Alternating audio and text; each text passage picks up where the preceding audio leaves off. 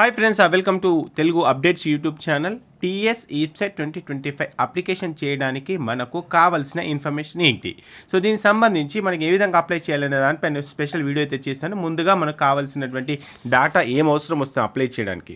Intermediate second year hall ticket number, ఒకవేళ మీరు diploma వాళ్ళైతే డిప్లొమా సంబంధించి హాల్ టికెట్ ఏదైనా సరే, మీరు ఫైనల్ ఇయర్ అంటే ఇంటర్మీడియట్ సెకండ్ ఇయర్ కావచ్చు, లేకపోతే డిప్లొమా ఫైనల్ ఇయర్ కావచ్చు, వాటికి సంబంధించినటువంటి హాల్ టికెట్ నెంబర్ ఎంటర్ చేయాల్సి వస్తుంది. Personal mail ID, personal mobile number, SSC hall ticket number, SSC memo, date of birth.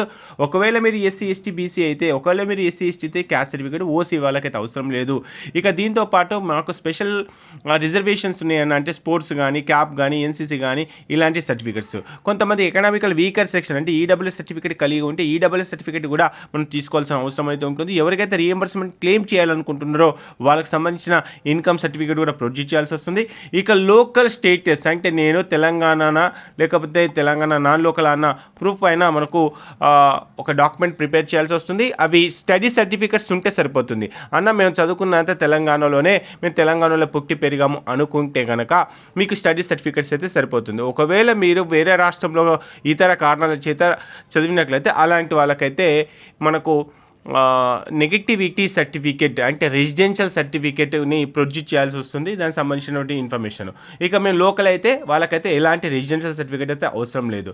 ఇక క్యాస్ట్ సర్టిఫికేట్ కంపల్సరీగా కావాలి అంటే ఇప్పుడైతే క్యాస్ట్ సర్టిఫికేట్ నెంబర్ ఎంటర్ చేస్తే సరిపోతుంది.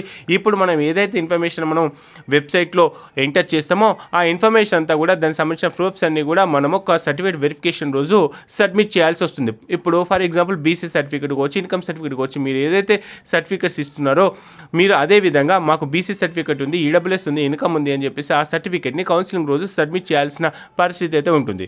ఇవి మనకు కావాల్సినటువంటి డాక్యుమెంట్ ఇన్ఫర్మేషన్. ఈ వీడియో మీకు నచ్చితే ఖచ్చితంగా లైక్ చేసి మీ ఫ్రెండ్స్ అందరికీ ఈ వీడియోని అయితే షేర్ చేయండి. ఓకే ఫ్రెండ్స్, జై హింద్.